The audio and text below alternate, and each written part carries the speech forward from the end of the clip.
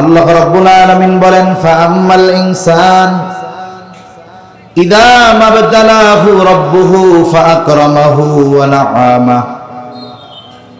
মানুষকে পরীক্ষা করার জন্য যখন তার রব তাকে সম্পদ দেয়, রিজিকের মধ্যে প্রশস্ততা দেয়, তাকে সম্মানিত করে, তাকে অনেক সম্পদ দেয়, এক কথা তার রিজিককে আল্লাহ তাআলা প্রশস্ত করে দেয়। ফাআকরামাহু ওয়া নাআমা, সম্মানিত করে, অজস্র নেয়ামত তাকে দান করে। তখন ওই মানুষের কাছে বলতে থাকে, ফায়াকুলু রব্বি আকরামান, যে আমার রব আমাকে সম্মানিত করেছে। এইরকম বেনামাজি আছে, নামাজ পড়ে না কিন্তু নামাজিরে তিরস্কার করে বলে, নামাজ পড়ে লাভ কি? কি হইছে? কপালে দাগ ফালায়া দিলা, হাঁটুতে পায়ে দাগ হয়ে গেছে, এখনো 3 বেলা পেট পুরা খাইতে পারো না। আর দেখো নামাজ কালাম পড়ি না, তাই আল্লাহ কত ভালোবাসে। ও মনে করে আল্লাহ তাআলা ওকে ভালোবেসে দিয়েছে। আসলে আল্লাহ বলেন কি, যে দিয়েছি পরীক্ষা করার জন্য, আর ও মনে করতেছে ওরে মনে হয় ভালোবেসে দিছি এটা। তাহলে আল্লাহ তাআলা সম্পদ দিয়ে পরীক্ষা নেন। এরপর আল্লাহ তাআলা আবার বলেন, ওয়া আম্মা ইযা মাবতালাহু ফাকাদারা আলাইহি রিজকা ফায়াকুলু রব্বি আহানান। আল্লাহ তাআলা যখন মানুষকে পরীক্ষা করার জন্য তার রিজিকের মধ্যে সংকীর্ণতা দেয়, অভাব দরিদ্রতার মধ্যে যখন তাকে পতিত করে, সে তখন বলতে থাকে, ফায়াকুলু রব্বি আহানান, যে আমার রব আমাকে অসম্মানিত করেছে। প্রথম বিষয়টা মূলত সে দাবি করে যে সম্পদ সম্মান আমি পাওয়ার উপযুক্ত ছিলাম, পরিশ্রম করেছি, আমার মেধা শ্রমের কারণে এটা আমি পাইছি, আল্লাহ আমারে দিছে, পরীক্ষা মনে করে না। আবার যখন তার কাছ থেকে আল্লাহ তাআলা পরীক্ষা করার জন্য সম্পদ ছিনিয়ে নিয়ে যায়, কোরআন শরীফটা একটা উঁচু জায়গায় রাখলে সুন্দর হয়,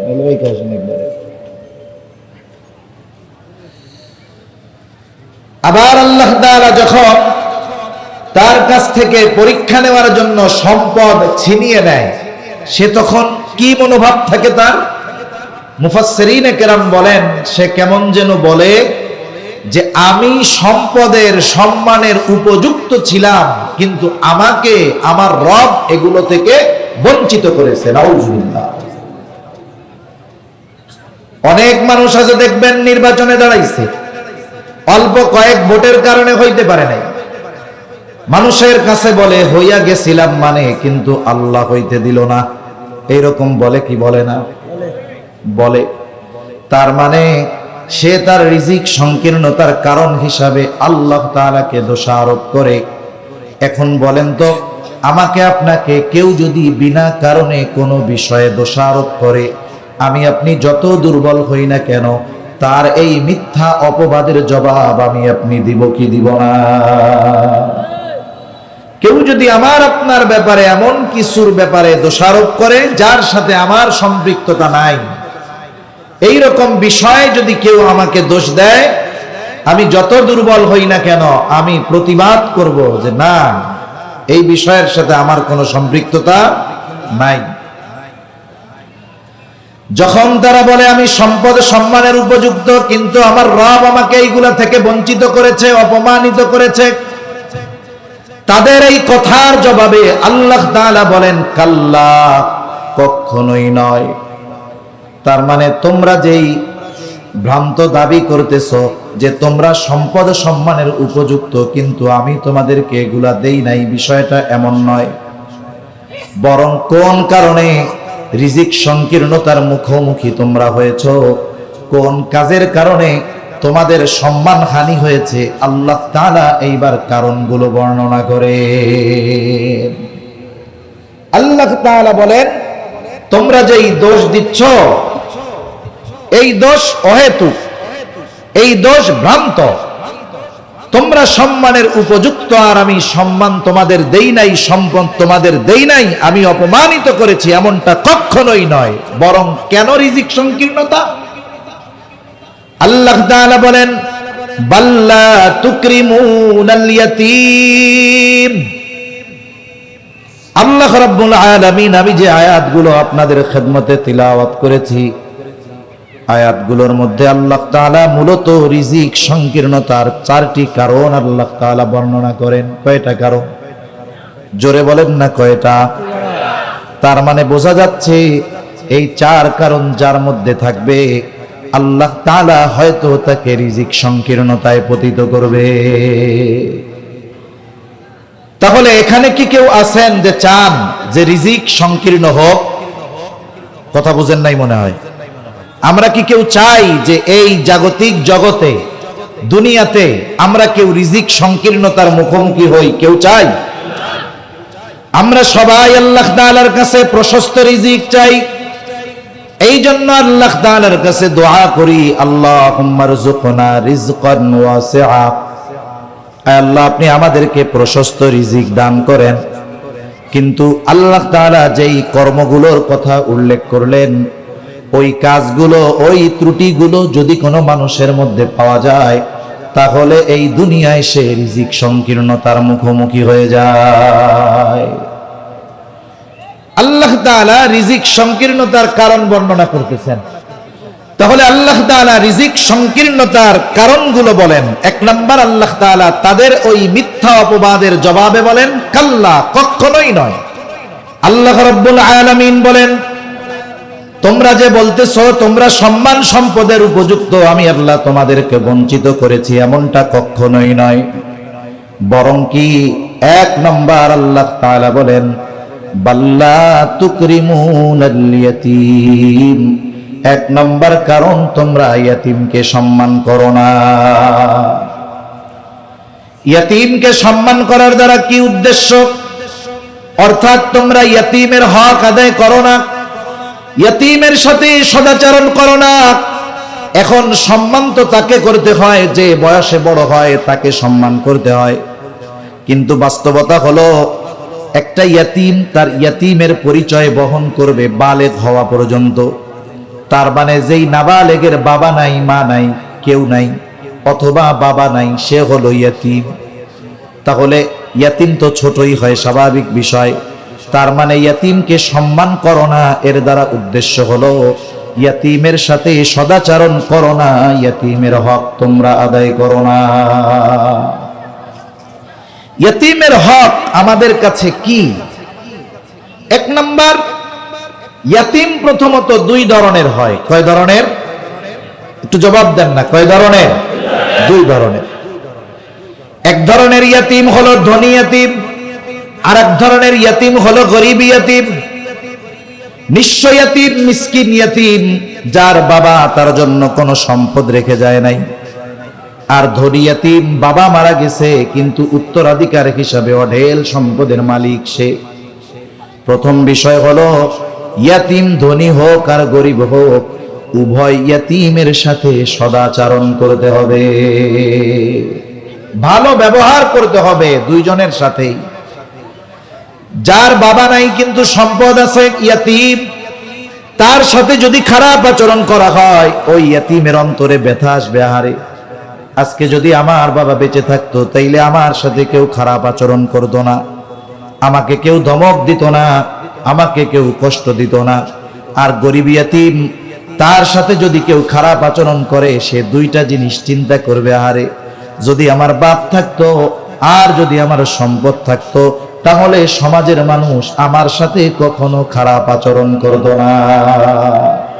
এক কথায়, আমাদের আচরণের মাধ্যমে যেন কোনো ইয়াতীম কষ্ট না পায়, সে ধনী হোক আর দরিদ্র হোক। রাসূল আকরাম সাল্লাল্লাহু আলাইহি ওয়াসাল্লামের কাছে একজন লোক আসছে। নবীজির কাছে এসে বলে, ইয়া রাসূলুল্লাহ, আমার হৃদয়টা কঠোর হয়ে গেছে, আপনি আমাকে আমল শিখায় দেন, যে আমল করলে আমার কঠোর হৃদয়টা নরম হয়ে যাবে। একজন সাহাবী এসে বলতেছে, আমার হৃদয়টা কঠোর হয়ে গেছে, আমল শিখায় দেন, যে আমলে দিলটা নরম হবে। চিন্তা করেন, নবীজির সময়ের মানুষ, নবীজিকে দেখা মানুষ বলতেছে হৃদয় কঠোর হয়ে গেছে, আপনি আমি যদি এই জামানার দিকে খেয়াল করি, আমাদের হৃদয়টা এতটা কঠোর হয়েছে, আমার মনে হয় অনেকের হৃদয়ের কঠোরতা এত যে পাথর চূর্ণ বিচূর্ণ করে ফেলা যাবে, কিন্তু তার হৃদয়টাকে কোমল নরম করা যাবে না। এত কঠোরতা তার হৃদয়ের মধ্যে। এই জন্যই তো সামান্য বিষয়ে নিয়ে মানুষ মানুষকে মেরে ফেলে, মানুষ মানুষকে হত্যা করে ফেলে। 1 টাকা 2 টাকা পাওনা চাইছে, মেরে ফেলতেছে। ওই জামানার মানুষ নবীজির কাছে এসে বলে, একটু আমল শিখায় দেন, কি করলে আমার কঠোর দিলটা নরম হবে? নবীজি বলেন, আমসাহ রাসাল ইয়াতীম ওয়া আতঈমিল মিসকিন। তুমি ইয়াতীমের মাথায় হাত বুলায় দাও আর মিসকিনকে খানা খাওয়াও, তোমার দিলটা আল্লাহ তাআলা নরম বানায় দিবে। তাহলে ইয়াতীমের মাথায় হাত বুলায় দিলে আল্লাহ তাআলা কঠিন দিলকে নরম বানায় দেয়, কঠিন দিল নরম বানায় দেয়। আর যদি কারো দিল নরম না হয়, তাহলে তার কাছে মানুষ আসে না, বেড়ে না। তার কাছে মানুষ আসে না, বেড়ে না, এটা স্বাভাবিক বিষয়। রাসূল আকরাম সাল্লাল্লাহু আলাইহি ওয়াসাল্লামের কাছে কেন মানুষ এত ভিড়ত? কারণগুলোর মধ্যে একটা কারণ হলো, আমার আপনার রব নবীর প্রতি দয়া কইরা নবীর দিলটা নরম বানায় দিছিলেন। এই জন্য আল্লাহ তাআলা বলেন, ফাবিমা রাহমাতিন মিনাল্লাহি লিনতা লাহুম ওয়ালাউ কুনতা ফাযযান গালিযাল কলবি লানফাদ্দু মিন হাওলিক। আল্লাহ তাআলা বলেন, দয়া কইরা আপনার রব আপনার দিলটারে নরম বানায় দিছে। আপনি যদি কঠোর স্বভাবের, রুক্ষ স্বভাবের হইতেন, আপনার হৃদয়ে যদি কোমলতা না থাকতো, লানফাদ্দু মিন হাওলিক, তাইলে এরা আপনার পাশ থেকে সরে যাইতো, কাছে ঘেসতো না, কাছে আসতো না। আপনার দিল নরম, এই জন্য এরা আপনার কাছে একটু আসে। এরা তো অনেক সময় আদব বুঝে না, এদের দ্বারা অনেক উল্টাপাল্টা হয়ে যায়। সুতরাং আপনি রাগ হইয়েন না, ফাফু আনহুম মুস্তাগফির লাহুম। আপনার সাথে তারা যদি কোনো অন্যায় আচরণ কইরাই ফেলে, আপনি তো মাফ করবেনই করবেন, সাথে সাথে আল্লাহ তাআলার কাছে তাদের জন্য ক্ষমাও চাইবে। এজন্য স্বাভাবিকভাবে কোমল হৃদয়ের মানুষের কাছে আসে বেশি মানুষ। তা নবীজির কাছে আয়েশা বলল, কি করলে দিল নরম হবে? নবীজি বলেন, ইয়াতীমের মাথায় হাত বুলাও, মিসকিনদের খানা খাওয়াও। তাহলে 1 নাম্বার ইয়াতীমের হক হলো ইয়াতীমের সাথে সদাচরণ করা, ভালো ব্যবহার করা। ইয়াতীমের সাথে কঠোর আচরণ করা এটা কোনো মুমিনের স্বভাব হতে পারে না। কারণ ইয়াতীমের সাথে খারাপ আচরণ করা এটা হলো আবু জেহেলের খাসলাত, আর ইয়াতীমের সাথে সদাচরণ করা এটা হলো মুহাম্মাদুর রাসূলুল্লাহ সাল্লাল্লাহু আলাইহি ওয়াসাল্লামের আমল। আবু জেহেল কি করত? ইয়াতীমদের হক মাইরা খাইতো। আবু জেহেলের বদ অভ্যাসগুলোর মধ্যে একটা বদ অভ্যাস ছিল যে যখন কোন সম্পদশালী ব্যক্তি মুমূর্ষ অবস্থায় পৌঁছায়া যাইত, জীবনের শেষ সময়গুলো অতিবাহিত করতেছে, লোকটাও সম্পদশালী, আর এই লোকটার সন্তান আছে যেটা নাবালক, কম বয়সী, তার মৃত্যুর পরে তার সম্পদ এবং সন্তানের দেখভাল করার কেউ নাই। এই রকম লোক খুঁজা আবু জেহেল তার কাছে গিয়া বলতো, তুমি তো মইরাই যাইবা, তুমি মারা যাওয়ার পরে তোমার রেখে যাওয়া সম্পদ, তোমার সন্তান, এদের অবস্থা কি হবে? মানুষে তো সব লয়ে যাইব। এক কাজ করো, সবার সামনে তুমি তোমার সন্তান এবং সম্পদের অভিভাবক হিসাবে আমার নামটা ঘোষণা করে দাও। এইবার লোকটা চিন্তা করতো, আবু জেহেল তো লিডার মানুষ, আমার সন্তান যদি আবু জেহেলের অধীনে থাকে, সম্পদ যদি আবু জেহেলের অধীনে থাকে, সে যদি অভিভাবক হয়, তাইলে আমার সম্পদের দিকে অন্য কেউ তাকাবে না, আমার সন্তানের দিকে কেউ আর চোখে তাকাতে পারবে না, কষ্ট দিতে পারবে না। সে তার সন্তান এবং সম্পদের নিরাপত্তার কথা চিন্তা কইরা বলে যাইতো, আমি মারা যাওয়ার পরে আমার সন্তান সম্পদের অভিভাবক আবু জেহেল। এবার লোকটা মারা গেছে, আবু জেহেল এবার কি করত? ওই সম্পদ নিজে গ্রাস করে নিত, বাচ্চাটা যখন বড় হইতো, প্রয়োজনে যখন আবু জেহেলের কাছে গিয়ে সম্পদ চাইতো, আবু জেহেল বাচ্চাকে সম্পদ দিত না, ইয়াতিমের হকটা মাইরা খাইতো। এবং কোন ইয়াতিম যদি তার কাছে গিয়ে সম্পদ চাইতো, তার বাবার সম্পদ যদি, তার সম্পদ যদি সে ফেরত চাইতো, আবু জেহেল তার সাথে রুক্ষ আচরণ করে ঘাট ধইরা বাইর কইরা দিত। এরকম একবার এক ইয়াতিমের সাথে এই কাজ করছে আবু জেহেল। ইয়াতিম কান্না করতেছে, নবীজির সাথে সাক্ষাৎ। কান্না করো কেন? ইয়াতিম খুলে বলছে যে আমার এই অবস্থা, এরকম এরকম করছে আবু জেহেল। নবীজি ওই বাচ্চাকে নিয়ে আবু জেহেলের কাছে গেছে যে তার সম্পদ ফিরায় দাও, নইলে কিন্তু আখেরাতে কঠিন মুসিবতে পড়তে হবে। আখেরাতের পরকালের ভয়ভীতি দেখাইছে। আবু জেহেল এরা পরকালের ব্যাপারে অবিশ্বাসী, উদাসীন, বলে মইরা পয়সা গইলা যামু, আবার আল্লাহ বানাইবো উঠাইবো, এটা কিভাবে সম্ভব? যখন আবু জেহেল ওই রকম আচরণ করে সম্পদ ফেরত দেয় নাই, নবীজি ফিরে আসতেছে, মনটাও খারাপ যে একজন ইয়েতিমের সম্পদ ওর কাছ থেকে উদ্ধার করে দিতে পারলাম না, নবীজির মন খারাপ। আল্লাহ তাআলা তখন কাফেরদের বদ স্বভাব, সূরা মাউনে প্রথম 3টা আয়াতে কাফেরদের কয়েকটা বদ স্বভাবের কথা বলছেন। এর মধ্যে একটা কি? আল্লাহ রাব্বুল আলামিন বলেন, আরাআইতাল্লাযী ইউকাযযিবু বিদ্দীন ফাযালিকাল্লাযী ইয়াদউল ইয়াতীম। আল্লাহ তাআলা আবু জেহেল তথা মক্কার কাফেরদের বদ স্বভাবগুলোর মধ্যে একটা স্বভাব, ফাযালিকাল্লাযী ইয়াদউল ইয়াতীম।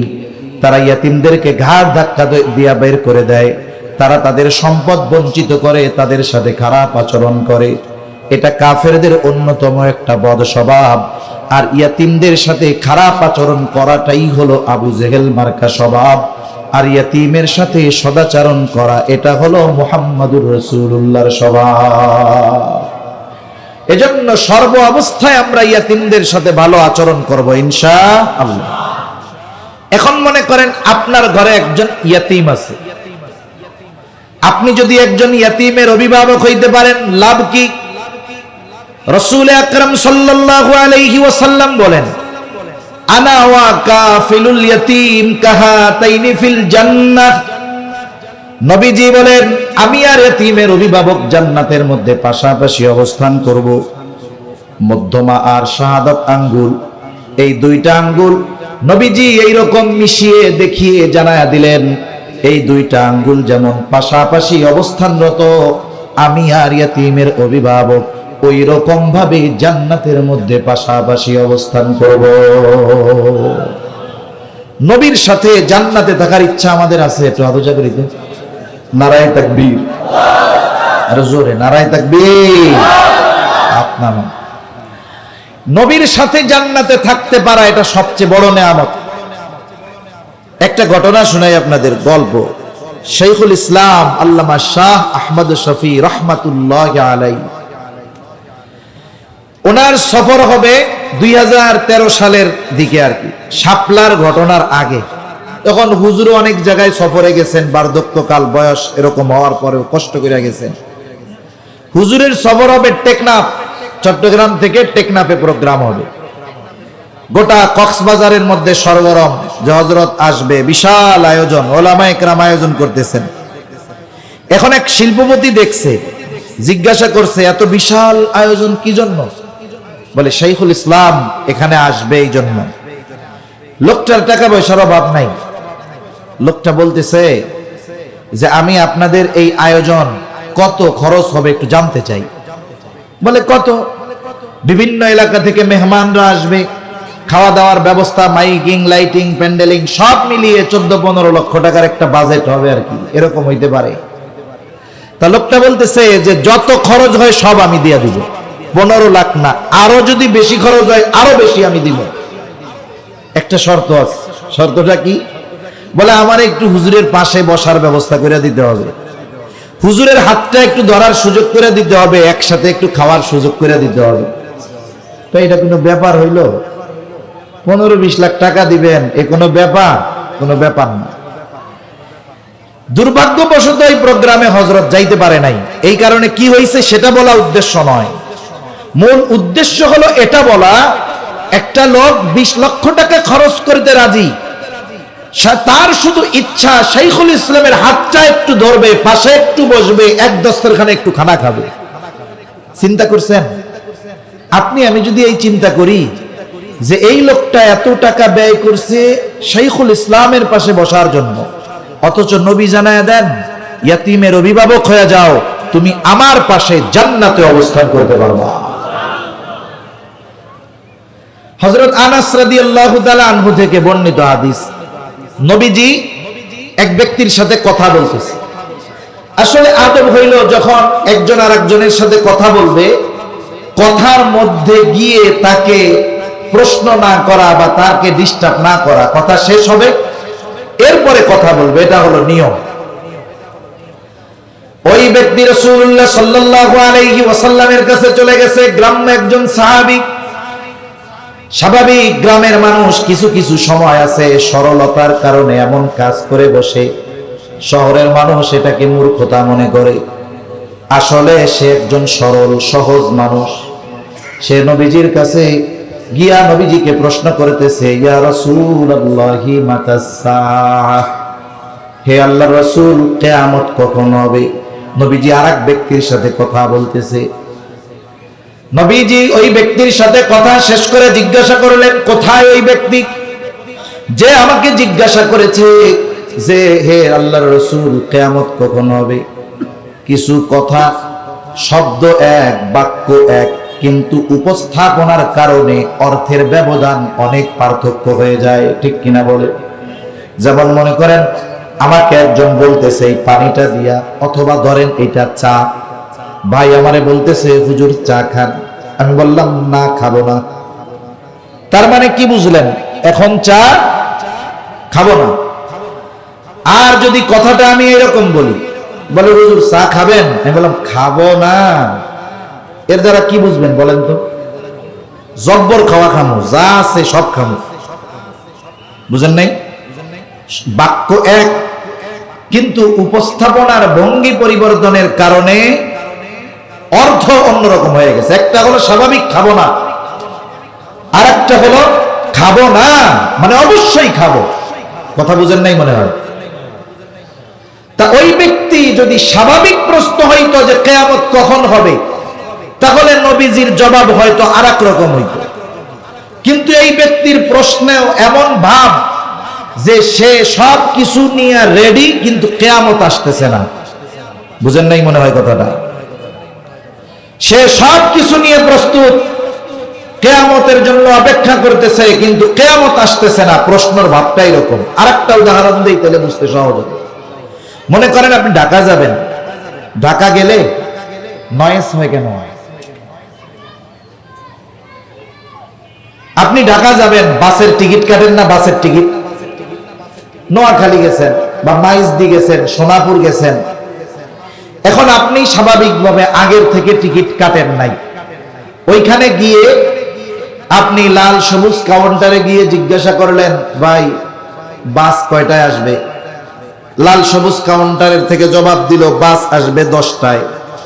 আচ্ছা একটা টিকিট দেন। আপনি টিকিট কাটলেন, গাড়ি কয়টায় আসবে? জোরে বলেন না, কয়টায়? 10টায়। এখন 10টা বেজে পার হয়ে 11টা বেজে গেছে, গাড়ির খবর নাই। আপনি কি বসে থাকবেন নাকি? কাউন্টার দ্বারা যে জিজ্ঞাসা করবেন না? এইবারও জিজ্ঞাসা করলেন বাস কখন আসবে। টিকিট কাটার আগে জিজ্ঞাসা করেছেন বাস কখন আসবে। টিকিট কেটেছেন, সময় পার হয়ে গেছে, বাস আসে না, আবার জিজ্ঞাসা করলেন বাস কখন আসবে। বলেন তো, এই একই প্রশ্ন, একই শব্দ, একই বাক্য, কিন্তু উদ্দেশ্যের তফাৎ আছে না নাই? বাচন ভঙ্গিটাও ভিন্ন হবে।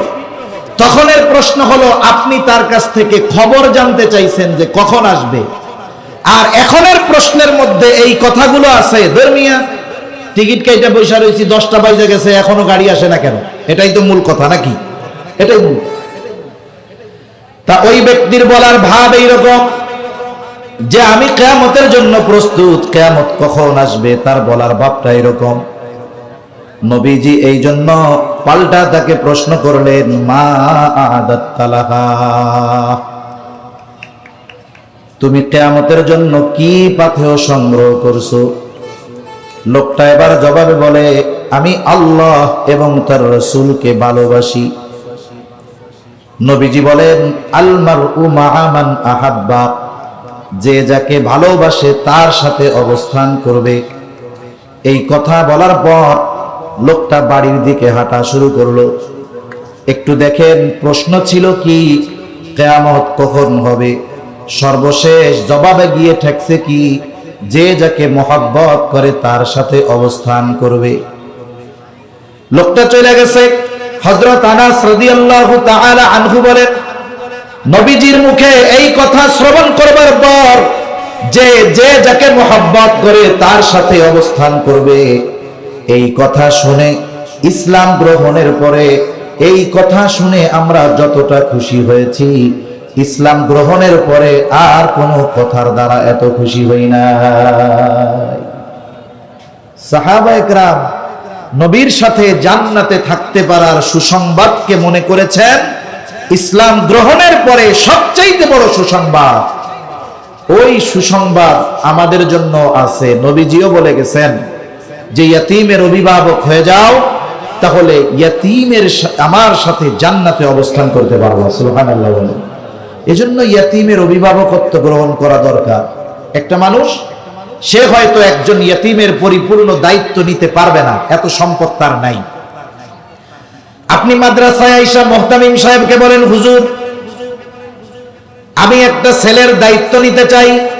যদি পরিপূর্ণ সামর্থ্য না থাকে, আপনি বলেন, হুজুর ইয়াতীমের যত জামা লাগে এক বছরে আমি দিয়া দিব, যত সাবান তেল লাগে আমি দিয়া দিব, যত লুঙ্গি লাগে আমি দিয়া দিব।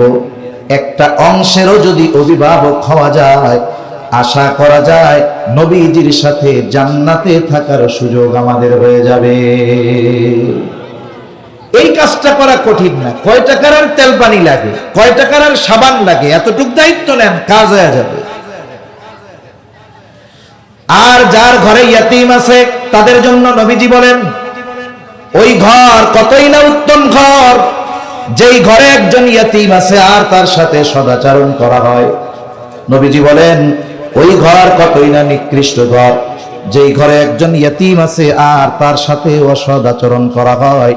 বুজুর্গানে দিন বলেন, এর দ্বারা উদ্দেশ্য হলো যেই ঘরে ইয়াতীম আছে তার সাথে যদি সদাচরণ করা হয়, আল্লাহ তাআলা বরকত রহমত দিয়ে ওই ঘর ভরপুর করে দেয়।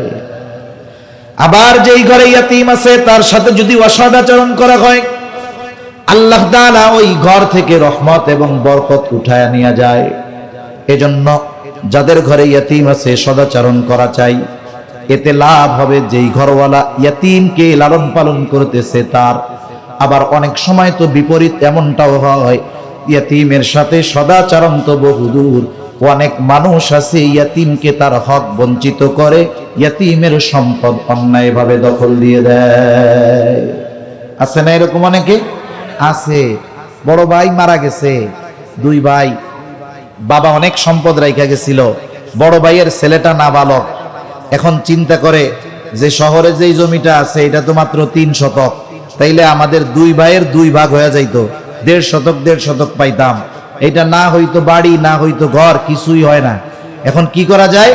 ওই যে ভাতিজা, ভাই মারা গেছে, ছোট বাচ্চা, জানেও না বাবার কি সম্পদ আছে, এইবার ওইটারে ভুলভাল বুঝাইয়া ওই শহরের জমিটা দখল দেয়। ওই জায়গার 1 শতক মাঠের জমির দাম হইলো 100 শতক, কেনা যাবে 1 শতক দিয়া। 3 শতক দিয়ে সুন্দর মতো মার্কেট বাড়ি বানায়, কয় আলহামদুলিল্লাহ, পোলাপানের আর টেনশন নাই। আছে না এরকম আল্লাহর বান্দা? ইয়াতীমের সম্পদ মাইরা খাইয়া সম্পদ গড়ে মনে করতেছে যাহা আমার আর টেনশন নাই, আমার পোলাপানের দিনকাল ভালোই যাইবে। স্বাভাবিকভাবে অন্যায়ভাবে কারো সম্পদ ভক্ষণ করা, এটা তো হক নষ্ট করাই। কিন্তু ইয়াতীমের সম্পদ ভক্ষণ করা এটা আরো বেশি বিপজ্জনক। আল্লাহ তাআলা কোরআনুল কারীমের মধ্যে বলেন, ইন্নাল্লাযীনা ইয়াকুলুনা আমওয়ালাল ইয়াতামা যুলমান ইন্নামা ইয়াকুলুনা ফী বুতুনিহিম নারা।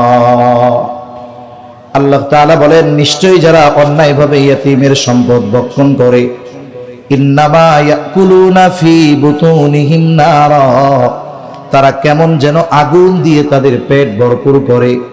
একটু বুঝে থাকলে জবান খুলে জবাব দিবেন। বলেন তো ইয়াতীম আগুনের অবস্থান জান্নাত নাকি জাহান্নাম? আল্লাহ তাআলা বলেন ওয়াসায়াসলাউনা সাঈরা, ইয়াতীমের সম্পদ যারা ভক্ষণ করেছে, পেট আগুন দিয়ে যারা ভরপুর করেছে, অচিরেই তাদের আবাসস্থল হবে জাহান্নাম। এজন্য কারো কাছে যদি ইয়াতীমের সম্পদ থাকে, খবরদার এই সম্পদ আমরা ভক্ষণ করব না, বরং ইয়াতীমের হক তাকে ফিরাইয়া দিব। বেশি আর বলা যাবে না, সময় কম। তাহলে আল্লাহ তাআলা রিজিক সংকীর্ণতার 4টি কারণ বলছেন। কয়টি কারণ? জবান খুলে কর। 1 নাম্বার কারণ যে তোমরা ইয়াতীমের সাথে সদাচরণ করো না, ইয়াতীমকে সম্মান করো না, অর্থাৎ ইয়াতীমের সাথে ভালো ব্যবহার করো না, ইয়াতীমের অভিভাবকত্ব গ্রহণ করো না, উল্টা কি করো? ইয়াতীমের সম্পদ ভক্ষণ করো। তোমার সম্পদ কাগজে কলমে থাকবে ঠিক, কিন্তু তুমি ভোগ করতে পারবা না। 2 নাম্বার আল্লাহ রাব্বুল আলামিন বলেন ওয়ালা তাহাদ্দুনা আলা তুআমিল মিসকিন। আল্লাহ তাআলা বলেন তাদের 2 নাম্বার খারাপ অভ্যাস হইল তারা অন্যকে মিসকিনদের খাদ্য দানে উৎসাহ দেয় না। এখানে দ্বিতীয় বিষয়টা উল্লেখ করার মাধ্যমে প্রথম বিষয়টা এর মধ্যে পাওয়া যায়, যেমন 2 এর মধ্যে 1 আছে না নাই? আল্লাহ তাআলা বলেন তারা অন্যকে উৎসাহ দেয় না, তার মানে মূল কথা হলো তারা মিসকিনদের নিজেরাও খানা দেয় না, অপরকেও খানা দিতে উৎসাহ প্রদান তো করেই না, বরং নিরুৎসাহিত করে। খানা খাওয়ানো এটা তো একটা ফজিলতের কাজ, মানুষকে খানা খাওয়ানো ফজিলতের কাজ। একজন দরিদ্র মানুষ সেও যদি আল্লাহর সন্তুষ্টির জন্য একজন ধনীকে খানা খাওয়ায়, বলেন তো ফজিলত আছে না নাই? নবীজির কাছে এক ব্যক্তি আসছে, এসে প্রশ্ন করতেছে ইয়া রাসূলুল্লাহ, হে আল্লাহর রাসূল, ইসলামের মধ্যে সর্বোত্তম আমল কোনটা? আইয়ুল ইসলামি খাইর, ইসলামের মধ্যে সর্বোত্তম আমল কোনটা? নবীজি ছিলেন উম্মতের রুহানি ডাক্তার। একই প্রশ্নের জবাব ব্যক্তির ভিন্নতায় নবীজি অনেক সময় জবাবও ভিন্ন প্রকার দিতেন। এই প্রশ্নের জবাবে এই ব্যক্তির ব্যাপারে নবীজি বললেন তুতাইমুত তুআম ওয়া তাকরাউস সালাম আলা মান আরাফতা ওয়া মান লাম তারিফ। নবীজি বলেন তুমি মানুষকে খানা খাওয়াও, আর পরিচিত অপরিচিত সবাইকে বেশি বেশি সালাম দাও। এখানে নবীজি খানা খাওয়ানোর কথা বলছেন, কোন স্তর বিন্যাস করেন নাই, ক্লাসিফিকেশন করেন নাই, এমনটা বলেন নাই যে তোমরা শুধু গরিবরাই খাওয়াইবা, ধনীকে খাওয়াতে পারবা না, এমনটা বলেন নাই। এর দ্বারা এটাই বোঝা যায় আল্লাহর সন্তুষ্টির জন্য যাকেই খানা খাওয়ানো হোক ফজিলত আছে না নাই? বলেন। আমাদের দেশেও অনেক ধরনের খানা খাওয়ানো হয়, অনেকে খানা খাওয়ায় দাওয়াত দেয় স্বার্থের জন্য, খানা খাওয়াবে ফজিলত, দাওয়াত দিছে, বিয়ের দাওয়াত, বউবাতের দাওয়াত, অলিমার দাওয়াত, দেয় কি দেয় না? দাওয়াত শুধু দেয় না, দিয়া টেবিলটাও পাইতে রাখে। একাম আসেনি আপনাকে ওইদিকে? এটা হলো ডিজিটাল মিসকিনগিরি, স্মার্ট মিসকিন, বুঝেন নাই? এনে কি স্মার্ট মিসকিন। খাওয়াইয়া টাকা নিতে হবে কেন? আপনি লেখা দিবেন দাওয়াত দেওয়া হয়েছে আল্লাহর জন্য, খাইবেনও আল্লাহর জন্য। কার্ডের মধ্যে লেখা দিবেন নো গিফট গ্রান্টেড, কোন গিফট উপহার সামগ্রী গ্রহণ করা হবে না, দাওয়াত দিছি খেয়া চলে যাবে। কিন্তু এখন চিন্তা করে এটা একটা বড় বিজনেস, কিন্তু ব্যবসা। দাওয়াত দিছি এই বাজারে, খাইয়া দাইয়া 1000 টাকার কম কি কেউ দিবে? বুঝেন নাই? হিসাব করে দেখা গেল 3 লাখ খরচ হয়েছে, 5 লাখ উঠছে, লাভ কত? এ ব্যবসা বাণিজ্য মার্কা খাওন। এই ধরনের দাওয়াত যদি কেউ কবুল না করে, যেই দাওয়াতে উদ্দেশ্য এটা যে খাওয়াইয়া উল্টা টাকা নিবে, এক মুসলিমের উপরে অপর মুসলমানের হক আছে দাওয়াত দিলে দাওয়াত কবুল করা। এখন দাওয়াত দিয়া যদি সে এই উদ্দেশ্যই করে যে এইখানে দাওয়াত দিয়া খাওয়াইয়া টেবিল পাইতে টাকা নিবে, তাহলে এই দাওয়াতে যদি না যায় তার গুনাহ হবে না।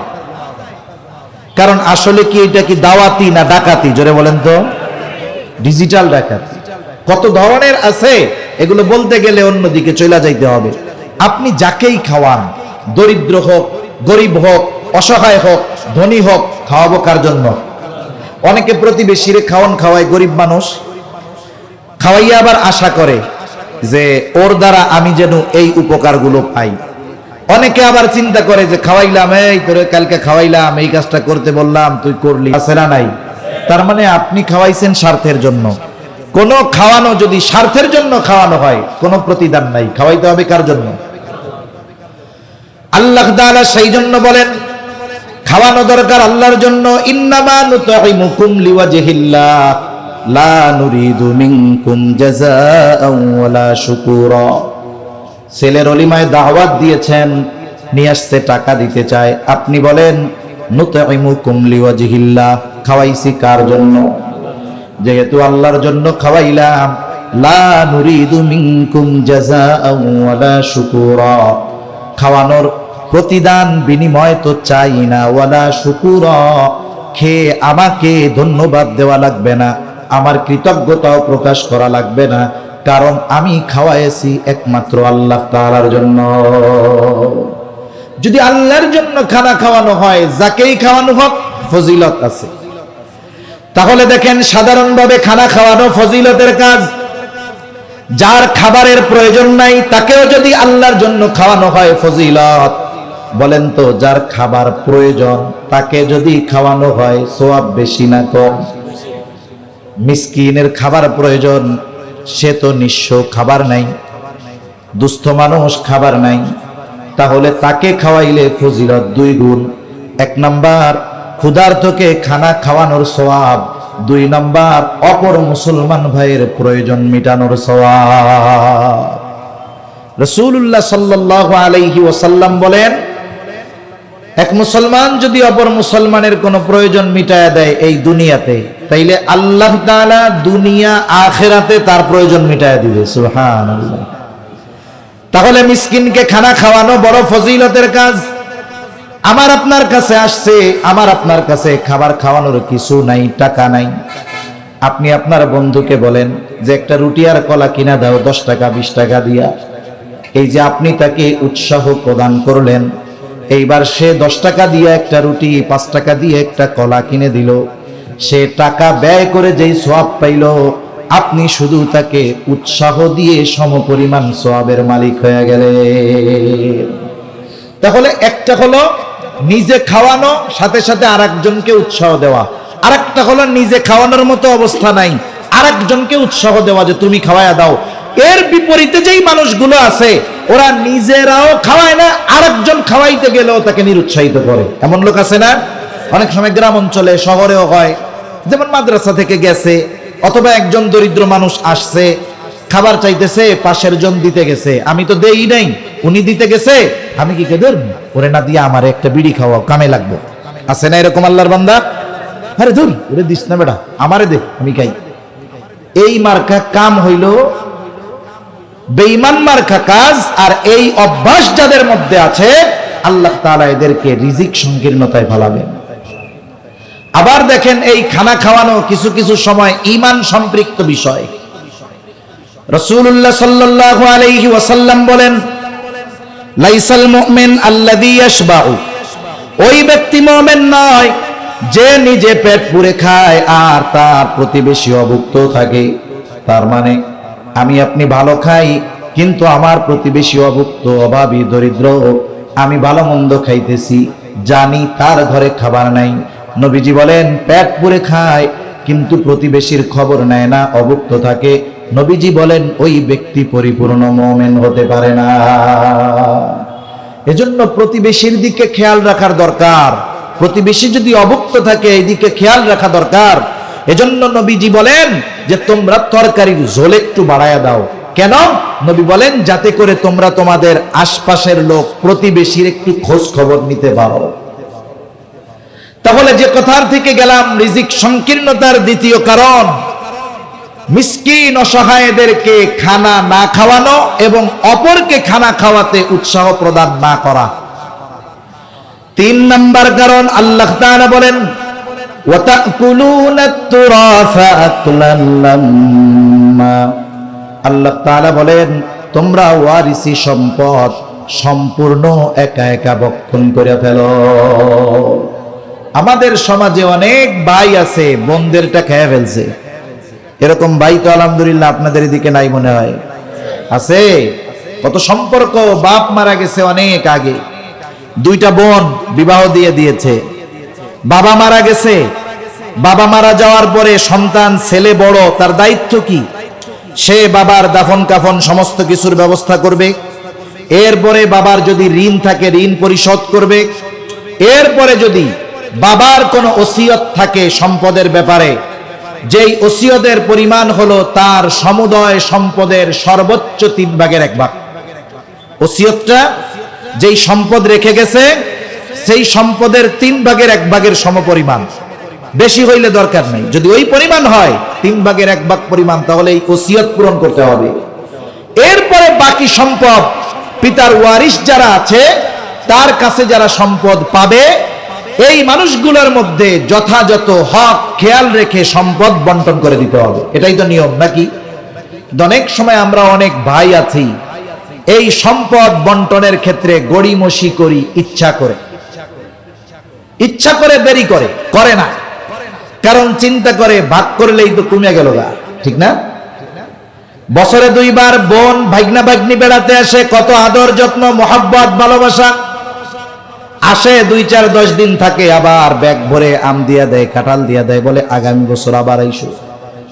এভাবে 15 বছর পার হয়ে গেছে, বোনরা নিজেদের সম্পদ কখনো ভাইদের কাছে চায় নাই।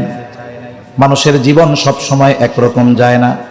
এইবার 2 বোন এসে ভাইকে বলতেছে, ভাই 15 বছর গাছের ফল, পুকুরের মাছ, জমির ফসল, ডাব নারকেল কাঁঠাল সব আপনি খাইছেন, কোনো আপত্তি নেই। এখন আমাদেরকে আমাদের হকগুলো বুঝায়া দেন, আর যদি আপনি রাখতে চান ন্যায্য মূল্য পরিশোধ করে দেন। অধিকাংশ ক্ষেত্রে বিষয়টা এমন হবে, বোনরা যদি এসে তাদের হক ভাইয়ের কাছ থেকে বুঝে নিতে চায়, ভাইয়ের চেহারা সাথে সাথে পরিবর্তন হয়ে যাবে।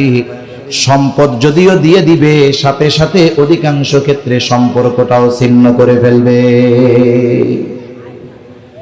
আগে যখন আসতো কত আদর সমাদর, আসার পরে বলতো গত বছর 5 দিন থাকছো, হবে না, এই বছর 10 দিন থাকতে হবে, যাওয়া যাবে না।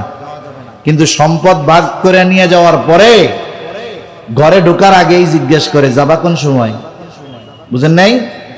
ঘরে ঢোকার আগেই কি জিজ্ঞাসা করে যাবা কোন সময়? তার মানে এই মানুষগুলো চায় যে সম্পদগুলো আমার কাছে থাকলেই ভালো হতো। আর কিছু মানুষ তো আছে এই রকম বোনদের, ফুফুদের, আত্মীয় স্বজনকে সম্পদ বঞ্চিত করে, এমন লোকের সংখ্যা এই সমাজে কম নয়, অনেক আছে, ঠিক কিনা বলেন? মনে রাখবেন, এটা তো বান্দার হক সম্পৃক্ত বিষয়। আল্লাহর হক যদি কেউ নষ্ট করে, আল্লাহ তাআলা মহান, আল্লাহ তাআলা চাইলে মাফ করে দিতে পারেন। কিন্তু কেউ যদি বান্দার হক নষ্ট করে, সে যতক্ষণ না ক্ষমা করবে ততক্ষণ পর্যন্ত আল্লাহ ক্ষমা করবে না। হাদিসের মধ্যে আসছে, কিয়ামতের দিন সবচাইতে নিঃস্ব হবে ওই ব্যক্তি যার আমলের অভাব ছিল না, নামাজ রোজার অভাব ছিল না, হজ যাকাতের অভাব ছিল না, কিন্তু দুনিয়ায় বান্দার হক নষ্ট করত। ওই ব্যক্তি কিয়ামতের দিন পাহাড় পরিমাণ নেক নিয়ে উপস্থিত আল্লাহর সামনে চিন্তা করবে যে আজকে আমার জান্নাতে যাওয়া কে ঠেকায়। কিন্তু আল্লাহ তাআলার অনুমতি না পাওয়া পর্যন্ত জান্নাতে প্রবেশ করতে পারবে না। আল্লাহ তাআলা তাকে জান্নাতে যাওয়ার অনুমতি দেওয়ার পূর্বে তার ব্যাপারে দুনিয়ায় সে যাদের হক নষ্ট করেছিল তারা আল্লাহ তাআলার কাছে অভিযোগ দায়ের করবে। দুনিয়াতে অনেক মাজলুম আছে যারা দুনিয়াতে ন্যায় বিচার পায় নাই, আর মাজলুম যখন ন্যায় বিচার পায় না, সর্বশেষ এই বিচার সে যার কাছে দেয় তিনি কে? গভীর রাতে বলে, আল্লাহ দুনিয়ায় বিচার পাইলাম না, আল্লাহ তুমি ন্যায় বিচার করিও। মাজলুমের এই কথাটা খুব কঠিন। নবীজি বলেন, আল্লাহ তাআলা মাজলুমের বদদোয়াকে ফিরায় দেয় না। তোমরা মাজলুমের বদদোয়া ভয় করো, কারণ তার আর আল্লাহর মাঝে পর্দা নাই। দোয়া করে তো আল্লাহ তাআলা তার দোয়া কবুল করে নেয়। এজন্য দুনিয়ায় যারা মাজলুম, যাদের হক নষ্ট করা হয়েছে, দুনিয়ায় যদি ন্যায় বিচার না পেয়ে থাকে, কিয়ামতে আল্লাহ ন্যায় বিচার দিয়ে দিবেন। আল্লাহ তাআলা বলেন, ওয়ানাদউল মাওয়াজিনাল কিসতা লিয়াউমিল কিয়ামাতি ফালা তুযলামু নাফসুন শাইআ ওয়া ইন কানা মিসকালা হাববাতিন মিন খারদালিন আতাইনা বিহা ওয়া কাফা বিনা হাসিবিন। আল্লাহ রাব্বুল আলামিন বলেন, আমি কিয়ামতের দিন ইনসাফ তথা ন্যায় বিচারের আদালত কায়েম করব। এমন বিচারালয়, এমন আদালত, ফালা তুযলামু নাফসুন শাইআ, যে কারো প্রতি ন্যূনতম জুলুম করা হবে না, কারো প্রতি অবিচার করা হবে না। ওয়া ইন কানা মিসকালা হাববাতিন মিন খারদালিন আতাইনা বিহা, কেউ যদি দুনিয়ায় কোনো সরিষা দানা পরিমাণ আমল করে থাকে, আমলটা ভালো হোক আর মন্দ হোক, আল্লাহ তাআলা বলেন আতাইনা বিহা, ওই আমল সহ তাকে হাজির করা হবে। শুধু তাই না, হিসাব নেওয়া হবে। এত মানুষের হিসাব আল্লাহ তাআলা কেমনে নিবেন? আল্লাহ তাআলা বলেন কাফা বিনা হাসিবিন, হিসাব নেওয়ার জন্য আমি আল্লাহ নিজেই যথেষ্ট। ওই দিনের ওই বিচারালয়ে যখন বিচার দেওয়া হবে, আল্লাহ তাআলা এবারে জিজ্ঞাসা করবে, এই কাম করছিলানি? ওর সম্পদ বা যাই জমি জাতি এগুলো দখল দিছিলানি? ওই দিন তো আর মিথ্যা কথা বলতে পারবে না, সে তখন স্বীকার করবে, হ্যাঁ এটা আমি করছিলাম। এবার একের পর এক অভিযোগকারী আসবে, আর ওকে বলা হবে হক আদায় করো। ও বলবে, আল্লাহ এটা তো দুনিয়া না, দুনিয়া হলে তার সম্পদটাকে দিয়ে দিতাম, টাকা পয়সা দিয়ে দিতাম, এখন কোথার থেকে দিব? বাদী বলবে, আল্লাহ দুনিয়া না, দুনিয়ায় আমার টাকা নিছিল, এখন টাকা লাগবে না। দুনিয়ায় আমার জমি নিছিল, এখন জমি লাগবে না। আমার এখন যেটা লাগবে সেটা দিয়েই ঋণ শোধ করে দেখ। ওর যে সওয়াব আছে, ওই সওয়াব থেকে, নেকি থেকে আমার হক আদায় করে দিক। এইবার লোকটা নেকি দিয়ে দিয়ে হক আদায় করতে থাকবে। এক সময় হক আদায় করতে করতে তার সব নেকি শেষ হয়ে যাবে, কিন্তু অভিযোগকারী এখনো আছে। লোকটা আল্লাহর কাছে বলবে, আল্লাহ সব সওয়াব তো দিয়ে দেওয়া হয়ে গেল, এখন তো আর সওয়াব নাই। এইবার অভিযোগকারীরা বলবে, আল্লাহ সওয়াব নাই তাতে কি, আমাদের গুনাহ নিয়ে আমাদের হক সে আদায় করে দিই। এইবার ওই লোকটা মানুষের গুনাহ নেওয়া লাগবে দুনিয়ায় তাদের হক নষ্ট করার কারণে। পাহাড় পরিমাণ গুনার মালিক এবার হয়ে যাবে সে। একটু চিন্তা করে দেখেন, কোনো আমলের অভাব ছিল না, কিন্তু মানুষের হক নষ্ট করার কারণে তার সব আমলগুলো বাতিল হয়েছে। পাহাড় পরিমাণ নেকি পাহাড় পরিমাণ গুনায় পরিণত হয়ে গেছে। এজন্য দুনিয়া থেকে এমন ভাবে যাওয়া দরকার যে আমার আপনার কাছে কেউ যেন হক প্রাপ্য না থাকে। ঠিক কিনা বলেন? নবীজি জীবনের অন্তিম সময় সাহাবায়ে কেরামের সামনে কি বলছেন? যখন বুঝতে পেরেছেন যে মিশন নিয়ে আল্লাহ তাআলা নবীকে পাঠিয়েছিলেন সেটা শেষের দিকে, তখন তিনি উপস্থিত সবাইকে বলছেন যে আমার কাছে যদি কেউ কোনো হক প্রাপ্য থাকো চেয়ে নাও, তাহলে আমরাও এইরকম এক জীবন গঠন করব।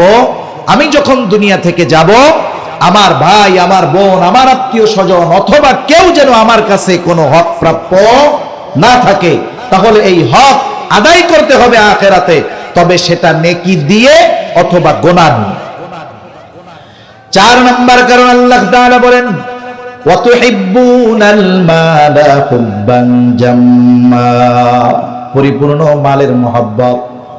হাদিসের মধ্যে আসছে হুব্বুদ দুনিয়া রাসু কুল্লি খাতিআ, দুনিয়ার মহব্বত হলো সকল গুনাহের মূল। মালের মহব্বত এটা গুনাহের অন্যতম কারণ। যাদের মধ্যে মালের মহব্বত ঢুকে যায়, ওয়াতুহিব্বুনাল মালা হুব্বান জাম্মা, এই মালের মহব্বত যখন ঢুকে যায় তখন সে যাচাই বাছাই করে না কোনটা ভালো কোনটা মন্দ। ওই যে আমরা ছোটবেলায় কবিতা পড়েছি, পুঁটি মাছ পাই না, একটা যদি পাই অমনি দইরা গাপুস গুপুস খাই।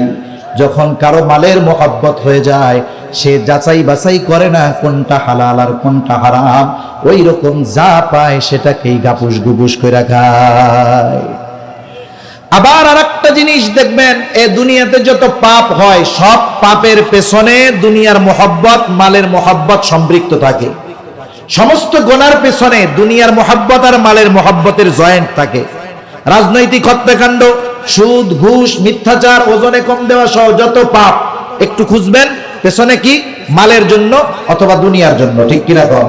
এজন্য দুনিয়া এটা দরকার কতটুক বলে, নৌকা চলার জন্য তো পানি দরকার, এখন পানির উপর দিয়ে নৌকা চলবে, নাহলে তো নৌকা চলবে না। এখন ওই পানি যদি নৌকার মধ্যে ঢুকে তাহলে নৌকা আর উপরে থাকবে না, ডুবে যাবে। দুনিয়ায় চলার জন্য সম্পদ দরকার, তবে দিনকে বাদ দিয়ে যদি কেউ দুনিয়া উপার্জন করতে যায় তাহলে তার আমও যাবে, সালাও যাবে, ঠিক কিনা বলেন? এখন আসেন, এই যে চার জিনিসের কথা আল্লাহ বললেন, যে তারা বলে যে আমরা সম্পদ সম্মানের উপযুক্ত, কিন্তু আমাদেরকে আল্লাহ রিজিক সংকীর্ণতায় ফালায়া দিলেন, আমরা যোগ্য ছিলাম।